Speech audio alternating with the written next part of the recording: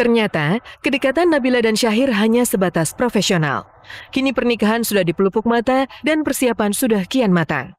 Ada beberapa hal istimewa saat akad nikah nanti. Saksi nikah rupanya sosok terkenal, yaitu mantan Wakil Presiden Tri Sutrisno. Untuk ikrar ijab kabul dipakai bahasa Arab, sementara uniknya mas kawin hanya berupa uang sebesar 1 juta rupiah dan tidak lebih. Cuman uang 1 juta rupiah, karena dia ijab kabulnya bahasa Arab.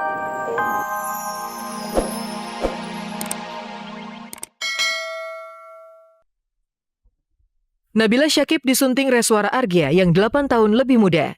Benarkah ini perkawinan idaman Nabila Syakib? Artis dan anggota DPR Rachel Maryam jalani operasi tulang belakang. Cut Meyriska makin cemburui Natasha Wilona. Benarkah Cut Meyriska tak tahan dengan kemesraan William dan Wilona?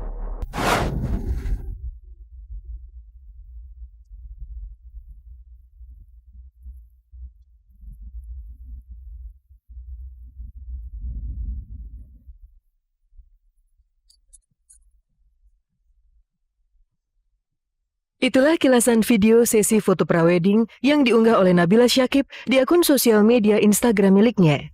Ada 2 video berisi sesi foto prawedding romantis bintang sinetron itu bersama sang calon suami, Reswara Argia Radinal. Video prawedding itu sekaligus memastikan gelaran akad nikah dan pesta resepsi yang rencananya pada hari Minggu tanggal 20 Desember mendatang di sebuah hotel berbintang di kawasan Kuningan, Jakarta Selatan. Siang kemarin, artis berusia 30 tahun itu bersama calon suaminya yang baru genap 22 tahun itu menyambangi kantor urusan agama atau KUA Setiabudi Jakarta Selatan guna melengkapi berkas dan menjalani kursus pernikahan.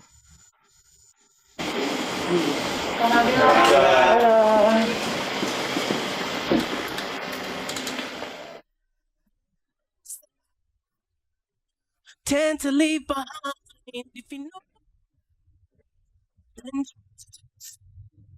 Then take this. Take it with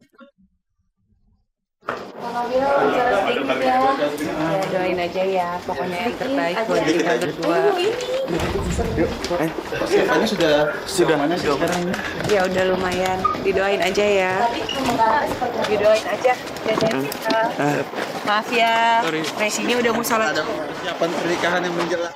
Nikahnya tanggal 20 Desember, hari Minggu ya. Minggu yang akan datang. 20 Desember jam 10 pagi di hotel. Proses pernikahan sudah tercium akhir November kemarin, ketika Nabila bertunangan dengan pemuda yang akrab disapa Resi itu. Prosesi itu digelar tertutup, terbatas untuk sanak kerabat saja.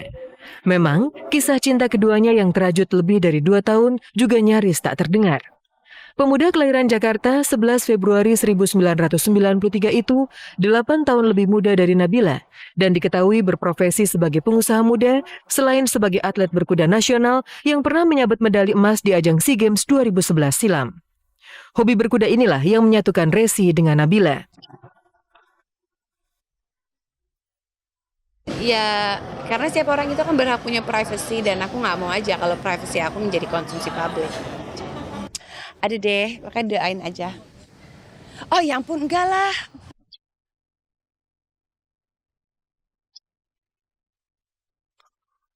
Sama-sama atlet berkuda, maka tak heran jika saat prawedding kemarin, lokasi yang dipilih adalah kandang kuda.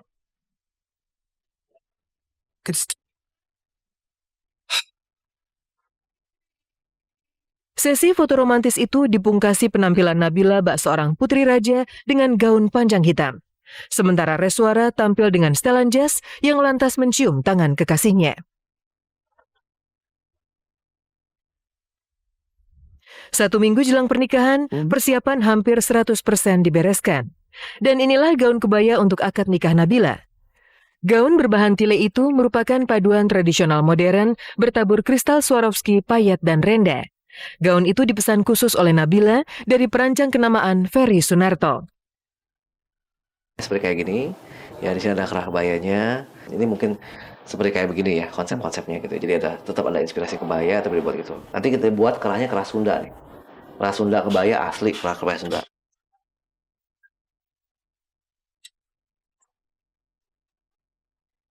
Sebelum munculnya Reswara, dalam hati Nabila tercatat hanya ada satu nama, Yuri Mahendra, putra mantan Mensesnek Yusril Iza Mahendra.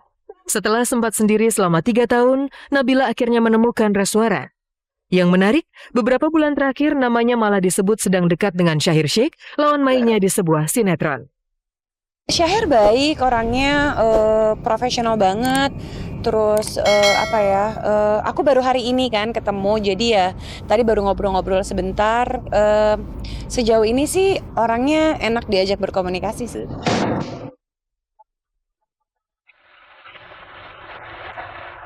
Ternyata, kedekatan Nabila dan Syahir hanya sebatas profesional. Kini pernikahan sudah dipelupuk mata dan persiapan sudah kian matang. Ada beberapa hal istimewa saat akad nikah nanti. Saksi nikah rupanya sosok terkenal, yaitu mantan Wakil Presiden Tri Sutrisno. Untuk ikrar ijab kabul dipakai bahasa Arab, sementara uniknya mas kawin hanya berupa uang sebesar 1 juta rupiah dan tidak lebih. Cuman uang 1 juta rupiah. Karena dia ijab kabulnya bahasa Arab. Jadi sulit kalau tadinya katanya mau pakai tanggal di apa itu. Simbol tanggal itu, tanggal nikah. Tapi kan dia ngebayangin nanti nyebutnya bahasa Arab semua, bingung dia. Gitu, karena ijab kabul pakai bahasa Arab. Kebahagiaan adalah hal sederhana, seperti memutuskan kapan waktunya melepas masa lajang. Semoga perkawinan Argia dan Nabila dilancarkan.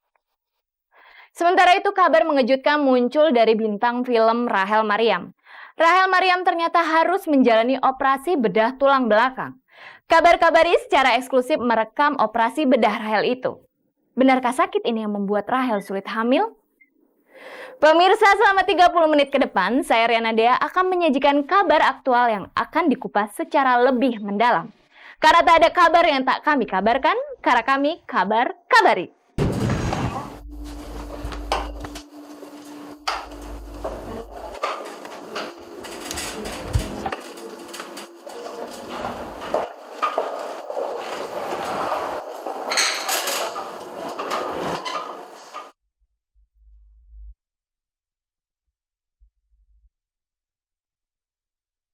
Perlahan-lahan ranjang perawatan itu melaju menyusuri koridor rumah sakit di bilangan Duren 3, Jakarta Selatan. Di atasnya, sesosok pesohor yang kini berstatus sebagai anggota DPR RI, Rachel Maryam Saidina, tergolek lemah. Bintang film yang kini berusia 35 tahun itu tampak nanar, menatap kosong langit-langit rumah sakit. Ia mengeluhkan sakit tulang belakangnya yang tak kunjung sembuh dan justru bertambah parah.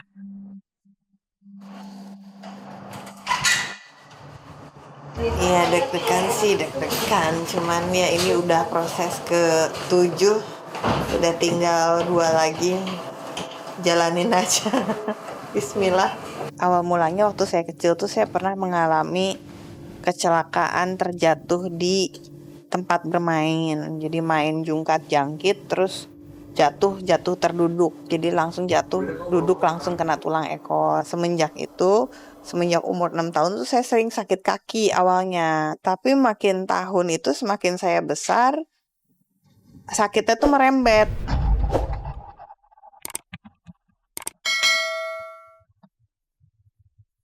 Tiba di sebuah ruangan di ujung koridor, Rachel pun turun dari kursi roda, lalu berjalan terhuyung-huyung menuju ranjang operasi. Oh, disuruh jalan-jalan.